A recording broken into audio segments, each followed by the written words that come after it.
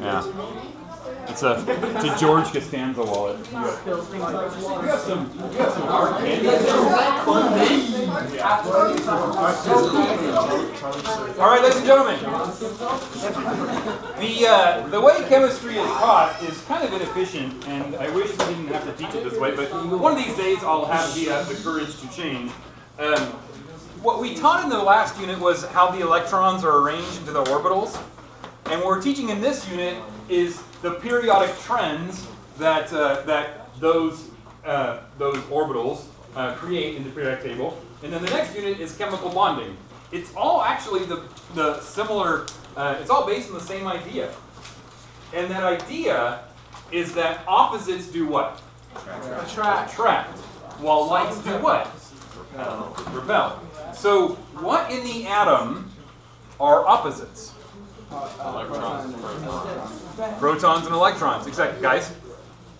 Protons and electrons are opposites. So they repel, or they attract.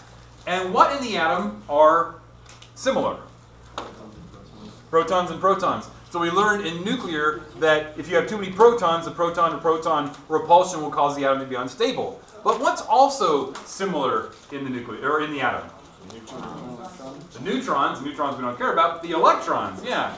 The electrons are similar in that they're all negatively charged.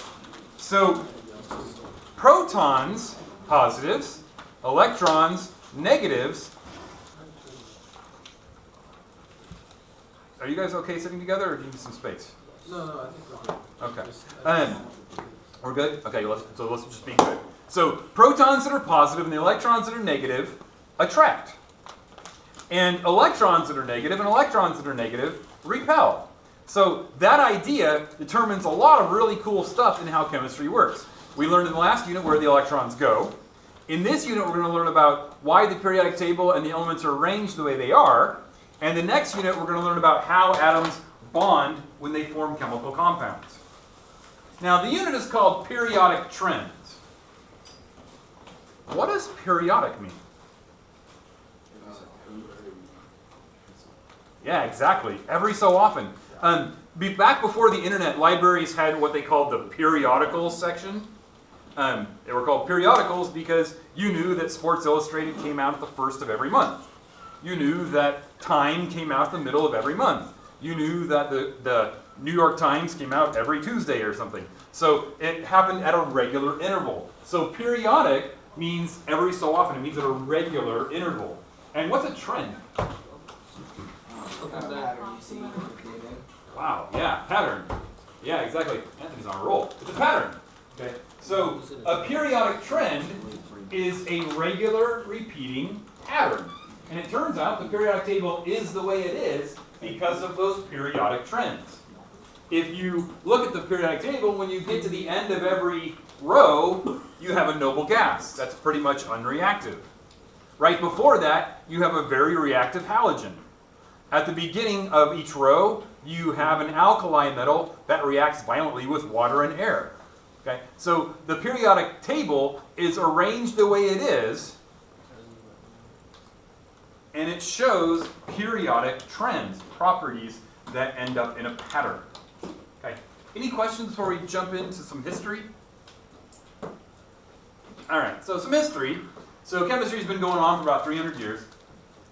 About 150 years ago, 160, 170, this guy named Mendeleev took the 40-odd elements that we knew at the time. Some of them still have the same letters that we have now. This is in St. Petersburg. It's a life-size bust of Mendeleev and his periodic table. He took the 40 or 50-odd elements that we had, and he arranged them according to property. So like this is similar to this one's similar to this one. This one's kind of different, but similar. So he arranged them into this table that looks like this. And what was really slick about Mendeleev's periodic table is there were holes. And there were holes in the periodic table, and he said, okay, based on this hole here, this element should have this property. It should have this density. It should have this boiling point. It should react with this element, but not this element.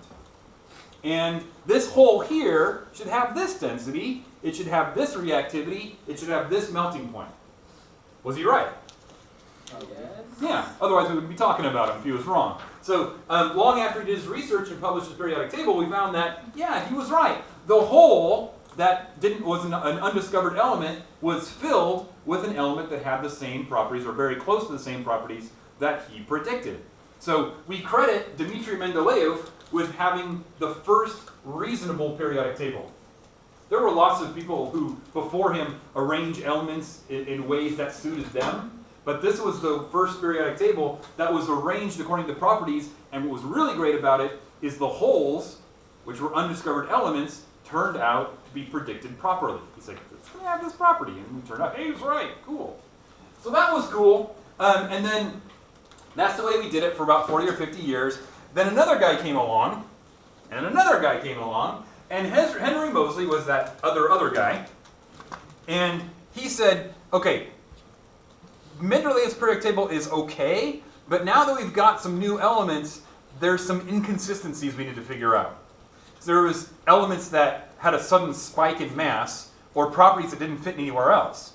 So what Henry Moseley did is he arranged the elements into a periodic table not based on property, but based on atomic number, which is the system we use today. Every time you go to the left on the periodic table, you go up one proton. You go up one atomic number. So that's the system we use today. So we credit Henry Moseley with inventing the modern periodic table. We credit Mendeleev for creating the first effective periodic table, and Moseley with the first modern periodic table, which is the system we use today, based on atomic number. Properties, number. Okay? Does that make sense? Yeah. Okay, a little bit of history. Give me a thumbs up if you're ready to move on. Okay, so around about the 30s and the 40s, we started coming up with all these artificial elements. We noticed there were some elements up to uranium that were highly radioactive, and we could use them to make other things. So Glenn Seaborg, working at the Manhattan Project, said, hey, let's call these things lanthanides and actinides. So we credit Glenn Seaborg with naming the rare earth elements. And then you'll notice a lot of these are actually English. They're like californium, berkelium. A lot of them were actually discovered in in America. Yay! Some of them we were like, hey, let's name them after planets. So that's plutonium and uranium and all that stuff. But then we named a lot of them after America because we discovered them here, or we made them here. So the modern periodic table groups the elements according to periodic properties. And it groups them according to periodic properties, not on purpose, just that's the way they ended up when we arranged them according to atomic number. So we have groups, and this is really important. Groups are elements in the same column that have similar properties.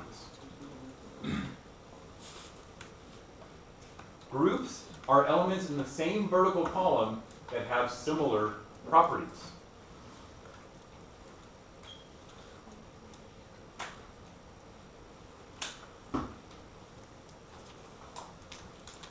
It turns out neon, argon, krypton, xenon, and radon, the noble gases, behave pretty similarly in that they don't really want to do anything. They don't want to do anything. They behave pretty similarly. Most of you, or if you have a pool or are familiar with it, you put chlorine in the pool. Why do you put chlorine in the pool? It's really good at killing bacteria. Yeah, chlorine, we're going to find out in a little bit, needs one more electron to complete its octet. So chlorine is very reactive, and it's really good at killing bacteria. You can put fluorine in your pool, it'll do the same thing. Some pools put bromine instead of chlorine. It does the same thing. And before you get a shot or you give blood, they rub this yellow goo on your arm. What is that? Iodine. It's iodine. Yeah, because iodine, also really good at killing bacteria. These are called the halogens, fluorine, chlorine, bromine, iodine, and the halogens are really good at killing bacteria. They behave very similarly. Yeah. So can I just get a huge thing of fluorine and put it in my pool instead of really? Mm-hmm. Do they have those? It's expensive. Fluorine is extremely reactive, and we'll talk about why in just a little bit. What about bromine? Bromine's pretty easy to get. Yeah. A lot of people put bromine because some people behave like it. Some people's skin behaves better with bromine than with chlorine. but chlorine is just the cheapest way to do it. Plus bromine's a bro, so.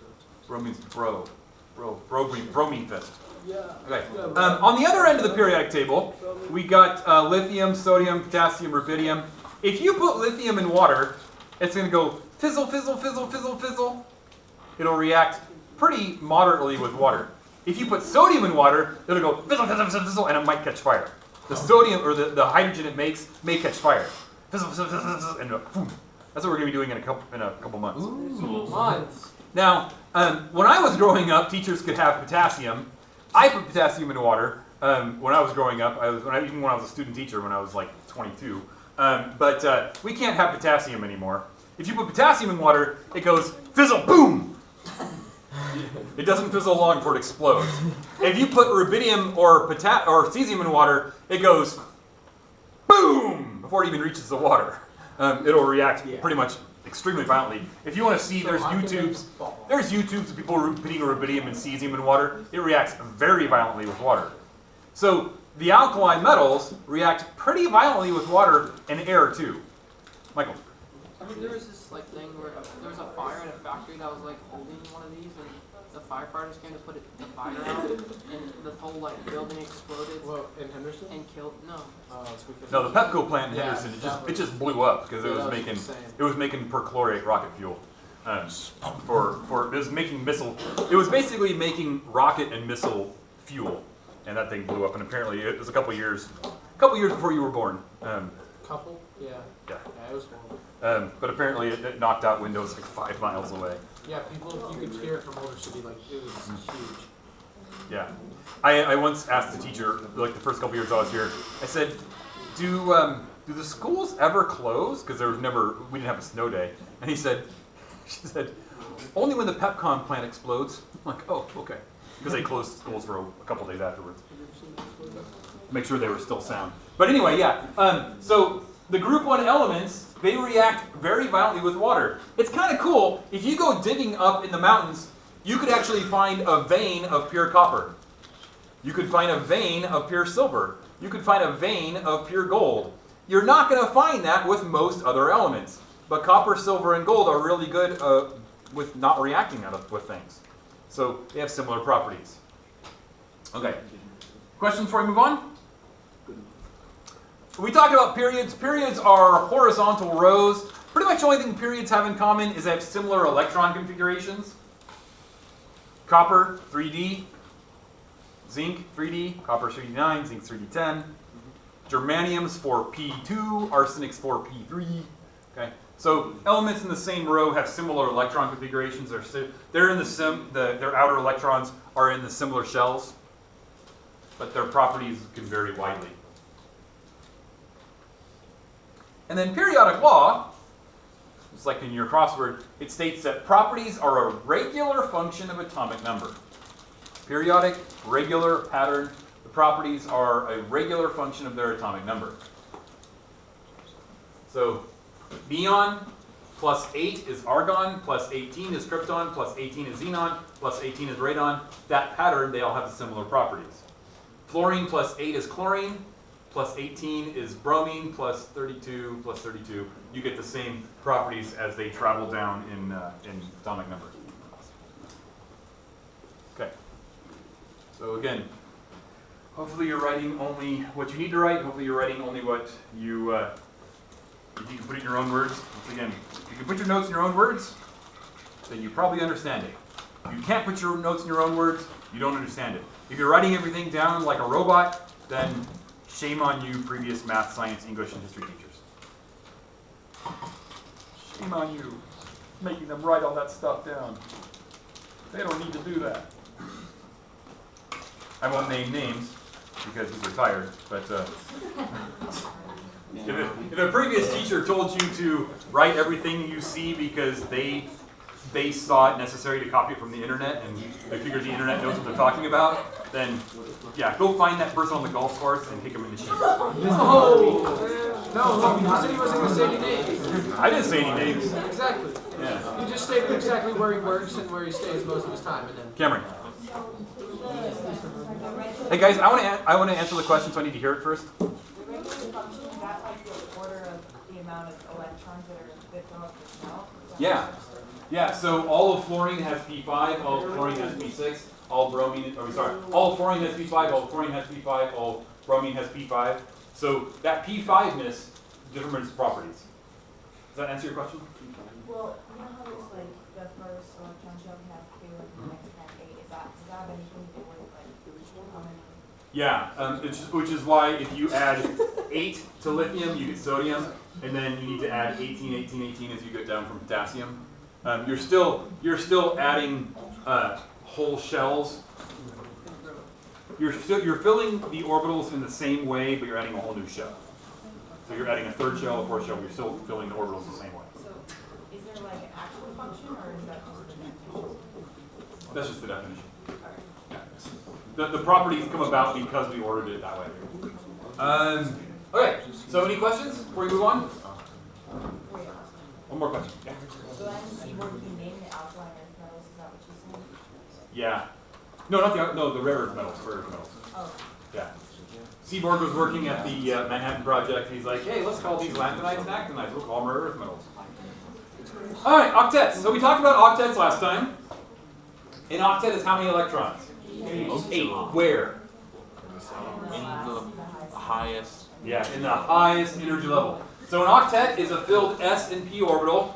It's 8 electrons in the highest level. Now, because the d is always going to be dropped 1, it's always going to be s and p. A filled s and p gives you 8 electrons. Okay? The noble gases have filled s and p electrons. So both atoms and ions can have completed octets. Here's an example. This is hopefully a review. Hopefully. Neon's highest level is level 2. How many electrons are in neon's level 2? 8. Argon's highest level is level 3. How many electrons are in argon's level 3? 8.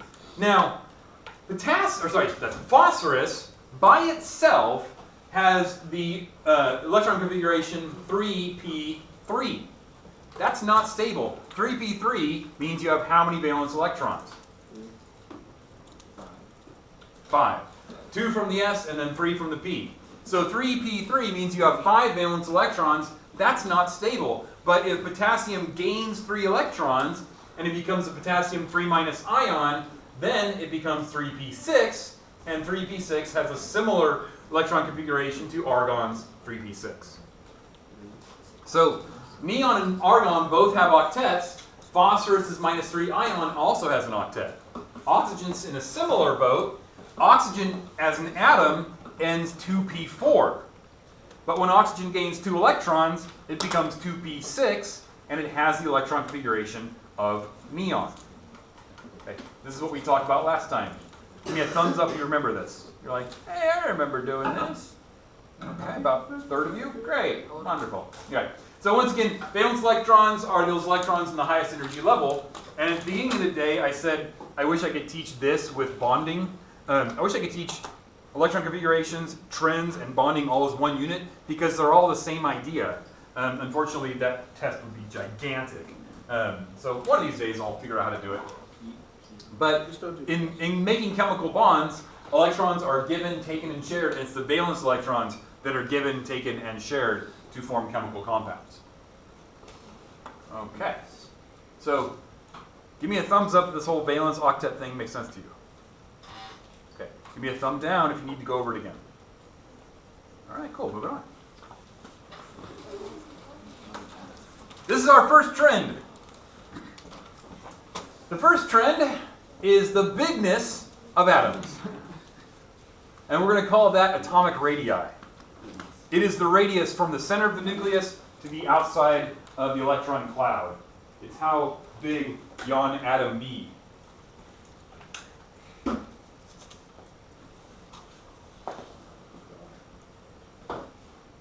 So, atomic radius is how big an atom is. Well, what is an atom? What makes up an atom? You've got an itty-bitty nucleus hanging out in the middle, and then you have shells of electrons. Sometimes you got one shell with hydrogen and helium.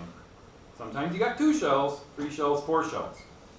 Well, notice what happens as you go across the period.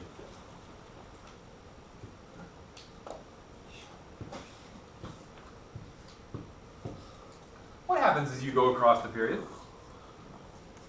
You gain more electrons. You gain more electrons, but you also gain more Protons. protons. And what happens to the size of that atom? Grows. Does it get bigger? Smaller.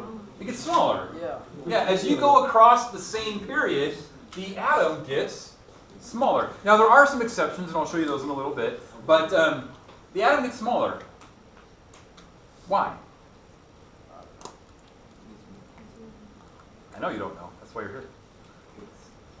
Because. Put a hand up and give me a guess. It can be a guess, it can be a hypothesis, it can be a shot in the dark.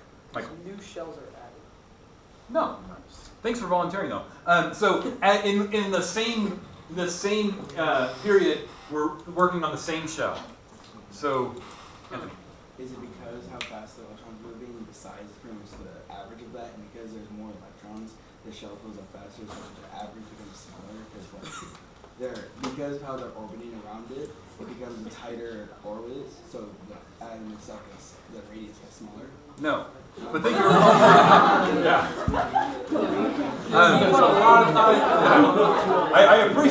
I appreciate all the thought that went into the explanation. I'm a little impressed. You had him the whole time thinking Yeah. he was right. So as we move across the period from group 1 to group 18, the atoms are getting smaller. Why? There's got to be a reason, and it's a pretty good one. Because if you walk down the street, shadows. Aliens. No, there's got to be a reason. What's the reason? I don't know. It comes down to our, okay. Because more protons are added? Yep. More protons are added. You can talk all you want. More protons are added and more electrons are added. That's what we've decided. But why is it as we add more protons and add more electrons, the atom gets smaller? Well, maybe because they're attracting and they're taking up less space because they want to be closer Quantum to each other. mechanics. Yes. Quantum. It's because of the most important principle in all of physical science. Opposites do what? Attract. Attract. So if you have more protons and more electrons, shouldn't it make sense the force of attraction would be larger? Yeah. It is. So here, you're adding one proton, one electron.